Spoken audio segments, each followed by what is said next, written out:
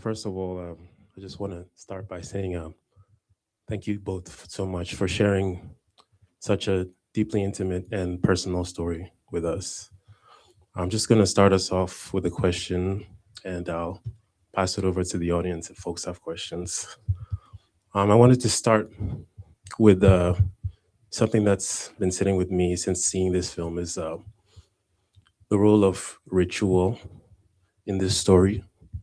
There seems to be a lot of different focus on ritual. There's the acts of commemoration, obviously, in the memorial, but there's also very personal rituals, like you talk about the Paris box, but also we're seeing, you know, just mundane rituals of dropping your kids off at school and things like that within your life. I'd love to know from you both if that's something that came to you or occurred to you in the process of telling this story or making this film.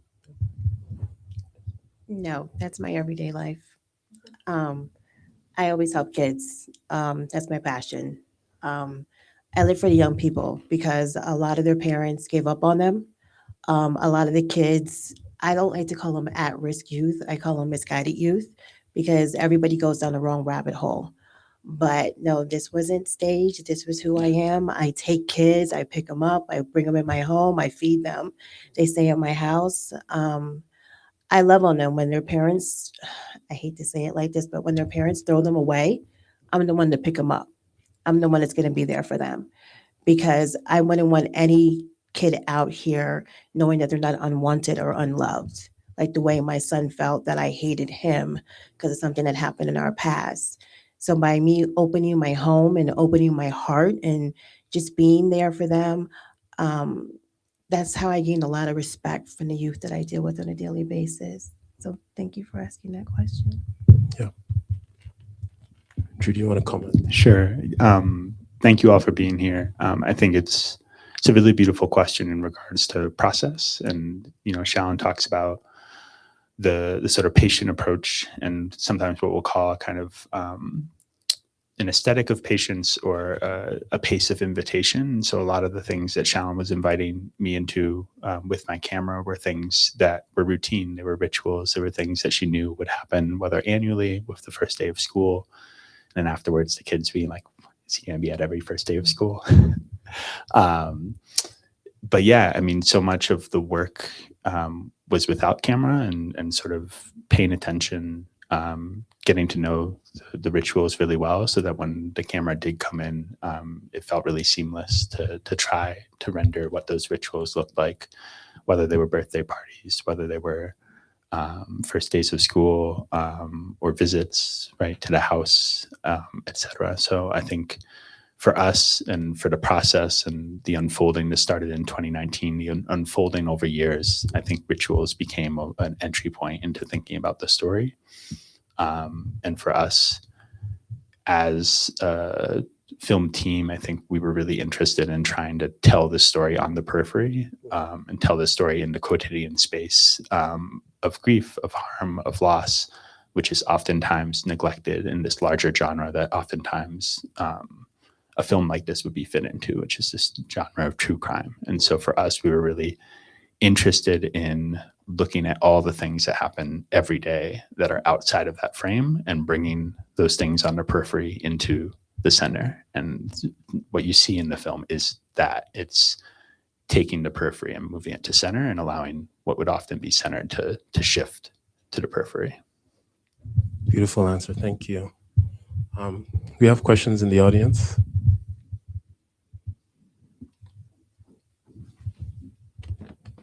Thank you very much for sharing your story with us today.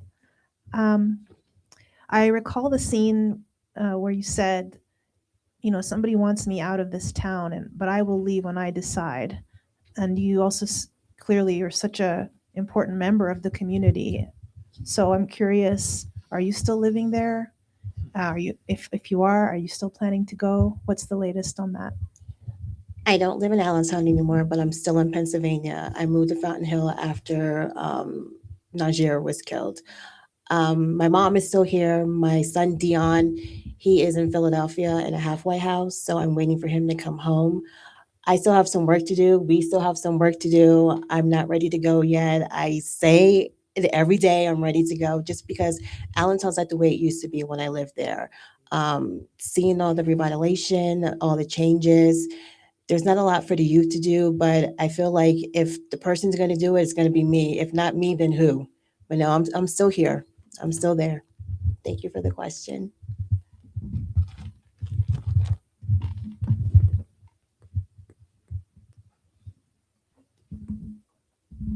Thank you. Thank you for sharing with us, and thank you for being here. I have a statement and a question. I think I realized while watching that this answers both the questions, what can documentary do, and what is grief for? That there's something that can really give both of those questions an answer. It's very powerful. The format of this doc is so nonlinear as this grief and memory, and I'm wondering about the process of storyboarding and collaboration in that way, or how you were working together to compare the state of a place and people as monument. Yeah, my nonlinear question for you. Thank you. It's a really wonderful question, and thank you for the statement, Chloe. It's really, thank you. I think for us, we started in 2019. We very quickly moved into the pandemic, which really shifted sort of maybe what would have been a more typical process of filming and then editing. And we just really dug into the edit very quickly, both out of necessity, but also as a way of just continuing to connect and build relationships. Some of it shows up in the film, like with Dolores being interviewed on a computer, right? Like there are things and part of the texture of moving through that time and knowing, again, like how dangerous it was in that time of thinking about like, what are we preserving? And oftentimes filming as a one-person crew in those moments, and safety was a really big priority. Knowing how old Dolores was, making sure that, the computer became a device to talking to her when we didn't feel like it was safe to go visit her in person, and definitely didn't want to have the film sort of be a unnecessary risk to her health. But yeah, I mean, it was a lot. Shalon and I are co-editors. We have a third, Haley, that was in a co-edit sort of team, and we just constantly were discussing and talking about where the story was going. And I think for me, one of the really critical moments that happened is it felt like at some point, which I think was really helpful, we had a structure that we had imposed into the edit that had the nonlinear tendencies that you're talking about. And then at some point it just stopped working. And I think the two biggest moments I think for us in the edit were, one, to your point of thinking about how the film is attempting to embody or mirror grief, is asking where does Shalon want this scene to go, or where does this moment want us to go? And sometimes that's really complicated, unruly, strange, right? That we move out of a moment of really intense grief and grieving to something really joyful, like Shalon sharing a moment of Paris talking to Elizabeth across this bridge of a place they used to live in. But that's one of the questions we started asking, is where does this scene want us to go? And then the other thing that happened, which I think was really, really critical to finishing the edit, was we started to make a distinguishing between accessibility and legibility. And I think for us, we really grounded ourselves in being like, we want this film to be accessible. We want folks that don't know anything about Allentown to be invited into this story. But we don't necessarily want this film to be legible, because legibility, I think, is constructed by all the things that come before this film, and many of those things, as I mentioned earlier, in this broad genre of true crime. And so for us, legibility wasn't helpful for trying to understand the edit as we finished it, but accessibility continued to be the central impulse of how we were thinking about what it meant to invite folks into this story, to know and learn about Shalon's children and about Shalon. I know Shalon, you can talk about this as well. Shalon seeing yourself as the narrator of Paris's story and not necessarily the participant or central protagonist of the story. And yeah, I think it just took a lot of time. and a lot of beautiful people that are in this room, Natalie, Nandini, folks that really just spent a lot of time with us, letting us know what was working and what wasn't, and being really responsive to that. And then at some point deciding, that this was where we were. And maybe the last thing I'll say is just when Najee was killed, we just took a year away from the film. We thought we had finished the film. Just really spent a year of grieving and of trying to understand how this maybe fits into the story, how it can be invited into the story. And honestly, it's a really, it's not an easy thing to bring into a story when Shallon's focus was so central on telling Paris's story. And so just trying to find a way in that maybe didn't feel like this like reveal structure, but maybe more of a revelation of understanding that like this journaling process that Shallon was going through was actually about Najee and not about Paris. We've seen and maybe brought in this context of saying, oh, this is about Paris, and we learned this, and we're like, oh, it kind of makes us go back and trace back and say, oh, this whole time. That's what I have. Do you want to talk a little bit about the narrator? Oh. I'm just a narrator behind Paris's story. This is Paris's story. This isn't my story. Sorry, my voice is going. He can't be here with us, so that's why I'm telling this story. And by sharing his story, I'm just hoping that I help one family or multiple families or any children, because at the end of the day, it's about friendship. It's about knowing your circle. It's about knowing who to trust, who not to trust, because everybody doesn't have your best intentions. Everybody is not your friend. And I try to teach my kids that, because they're always like, oh, mommy, I made a new friend today. No, I can count how many friends I have on one hand, not including Drew. It's different. But like my core friends, I have 5 friends I could pick up the phone and call when this happened, and they came running. And for the simple fact that this young man, and I'm not going to go into all the details, but this young man who was Paris's friend, who he knew for a long time, was in my home. And I told my husband one day, I feel he was plotting my son's death. And then lo and behold, I got the phone call. So it's like you go with that. If you have children, you go with that mother instinct. If you know that person is not a good friend, for your children, pull them aside. They don't want to hear that. But at the end of the day, I know what's best for you, and I'm not trying to hurt you. It's because I love you. I want the best for you. And that's basically what it is. And same with Najir. It was another friend. That was his downfall.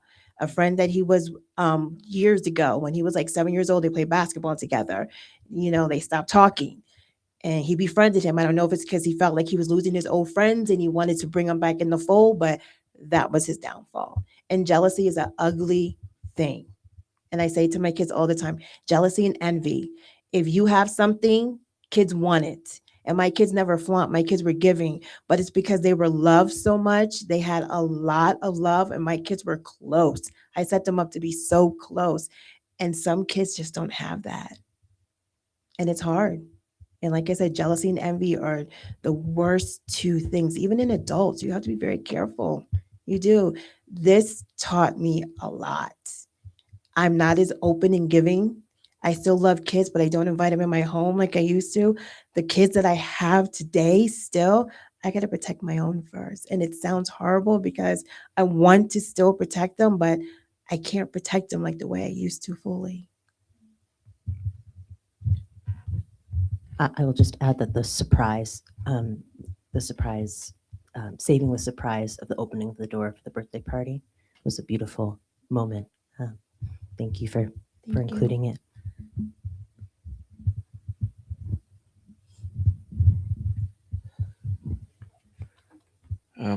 There was such a generosity with what you were willing to share. And I imagine this must have been such a difficult process in production and post-production. And in watching it, I was just really curious what the conversations were like around your comfort level or like discomfort level about what you were willing to show versus what you wanted to keep to yourself, for yourself. And so, yeah, I'm wondering what those conversations were like and how they maybe changed throughout the process. First and foremost, I always say it, Drew is the best business partner and friend I could ever have. One thing he did was we trusted the process. He let me have creative agency over certain things, especially when my house got shot up after the 2 year anniversary for Paris. He was like, "Are you sure you want to do it?" So I was like, "Listen, if we're going to do this, we're going to do it. We're going to, I'm putting my whole life, my family's life out there. We're going to do it." So we had plenty of conversations about it. Some things he was just like, "I don't know." And I was like, "Listen, I'm all in. When I came to you to do this project, I wanted to be honest and transparent. And that's the only way I know how to be." So we had a lot of conversations. We agreed to disagree. But for the most part, we trusted each other's instinct. We were always open and honest about everything. We had a lot of extensive conversations. We met weekly. We talked about everything. Some things I was like, I'm not sure, but I was like, you know what? This is Paris's story. And if he was here, he would share all of this with us, with you guys. Yeah, it's a really wonderful question in the sense that one, it just over so much time. Like I think not always like I think sometimes if you crunch time, it's like, oh, you have to make this decision right now, and then it's final. And I think that was one of the beautiful things of letting this unfold over so many years, was just like coming back to things. Like for instance, I think one of the last edits that came into the film was Shallon sharing the audio recording of the day after Paris was killed. And, you know, Shallon brought that up when I was filming, and you brought the phone in and you showed me the recording. And I think, for a long time we avoided that in the edit because it was so painful. And also what Shallon was talking about of like the way that these memories kind of haunt and come back. But I think specifically after coming back a year later after Najee's passing, I think one of the major things that changed in the edit is, I don't think it's as simple as saying it became like less optimistic and more pessimistic. I think that's a little bit reductive in terms of like thinking about what happened, but I think it just tried to become more honest, and it felt like we needed to really look at that scene. And for me to think about why did Shallon share this scene with me when I had the camera on? Because I think one of the things what Shallon was saying around agree to disagree, I think the biggest thing that has changed in me with working with Shallon is, as a documentary filmmaker, authenticity is not something I think a lot about. I think about the camera being on and it changing the dynamics of a space, of performance, of all these things. And Shallon, authenticity is so central to how she moves through the world. And so that tension, I think, also comes up in the edit. And yeah, I think that was a really good example of just being like, we didn't need that scene to be in it immediately, but at some point we needed to come back and really ask ourselves, like, what does it mean for that scene to be in there? Because, part of it is also the honesty of being like, this is the most painful and raw audio you hear because it's the day after Paris was killed. And, we didn't film at all the year after Najee was killed. And part of it was knowing that all these things that you're seeing in this film are happening again. And in order to try to say that, I think we needed that audio to understand how painful this really is, while also like really like maybe not, choosing to listen, but maybe not see, because the visual is also really painful. Have other questions?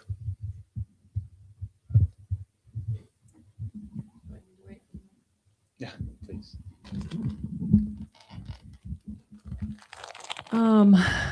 I guess sorry,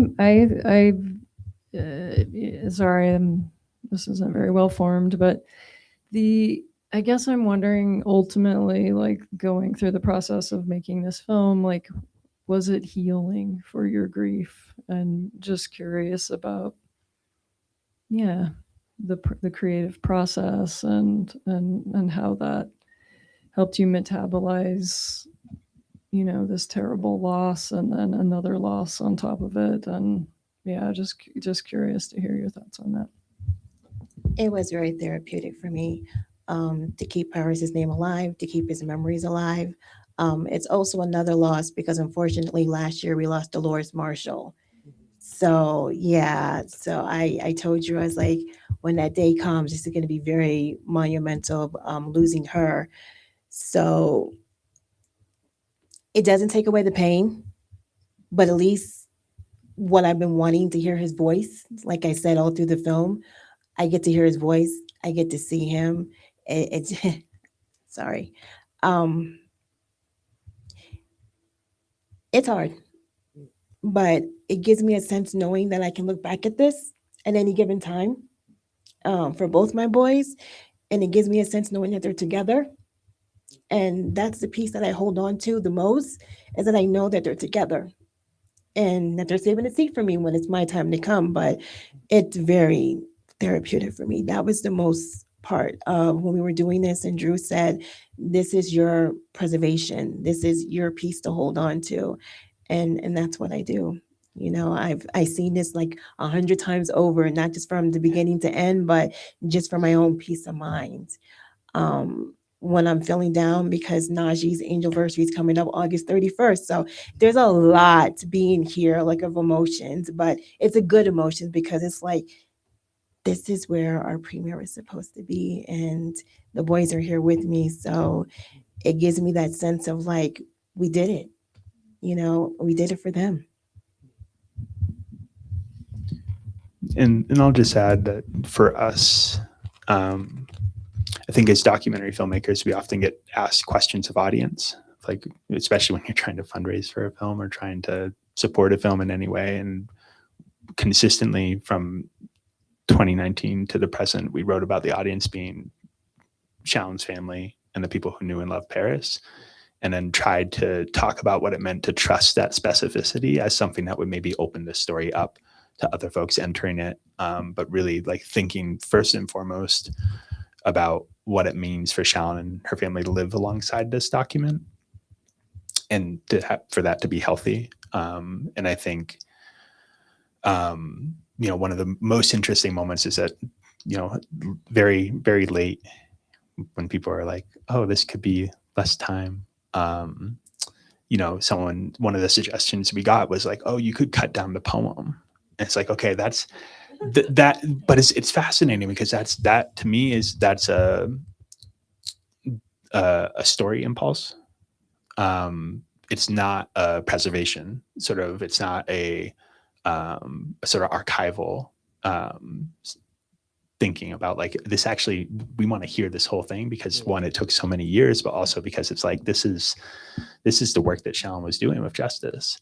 And so I understand the story impulse to say, hey, the audience might want to end this a little bit earlier, have this poem be a little bit more, contained. But for us, it was a preservation of that particular moment of reading the poem for the first time for Shallon in its entirety and allowing that to unfold, even if it added a couple of minutes.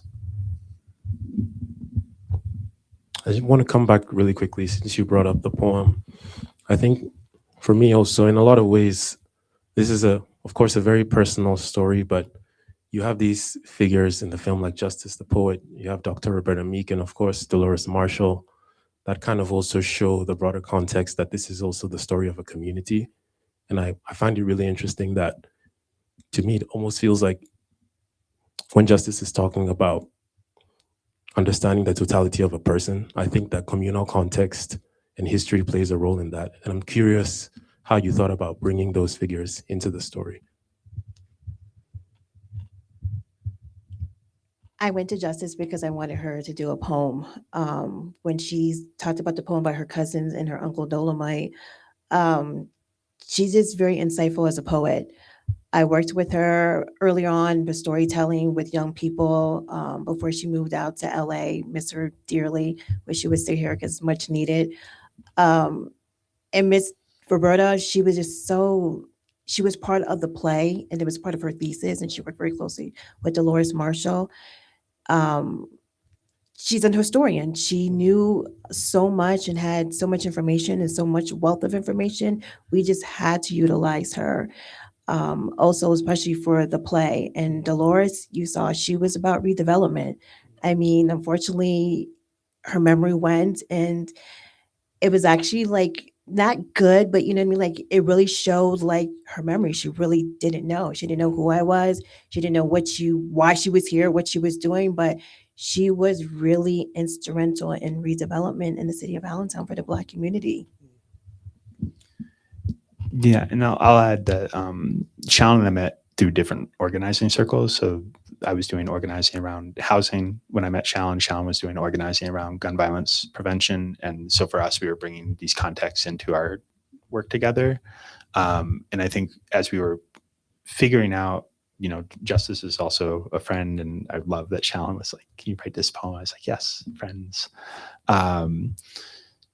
But I think for us, it was also like seeing the mirrors and the repetitions that were happening of like what it means for Shalon to talk about her home being threatened, and then to hear Dolores talking about how central home was to being the shelter. And so like in these two spaces, right, of thinking about housing, thinking about gun violence, we were seeing these mirrors as the story unfolded, and then it was trying to piece those together, not in a way that maybe had someone explain what those mirrors were, but to understand them as parallel tracks, and then to aspire towards an audience sort of seeing those things unfold in parallel. And I think, you know, when we think about solutions around gun violence, like to me, one of the missing parts of the conversation locally for us is around housing, about what it means for people to feel safe in their homes, for it to be affordable, for it to be a human right, for it to be a central part of how our neighborhoods are constructed. And I think in Shalon interviewing Dolores, you see that there's this moment in time where there was a community being formed that was looking out and protecting each other, that was broken up by political decisions that were not made in conversation with that community. And it, you know, we're trying to understand that past is haunting our present. You have other questions in the audience? Oh, so I think that's all the time we have. Thank you so much again. Congratulations on the world premiere of this beautiful film. And we have more programs tomorrow. Anarchist Calisthenics at 10, right here at 1 p.m. And at 7 p.m. at Seidel City, we have our expanded documentary arts exhibition. So please, sorry? Oh, yes. Oh, we also have Carlos Cisterra playing at 4 p.m. tomorrow. Yes. Thank you. All right. Let's give it up once again.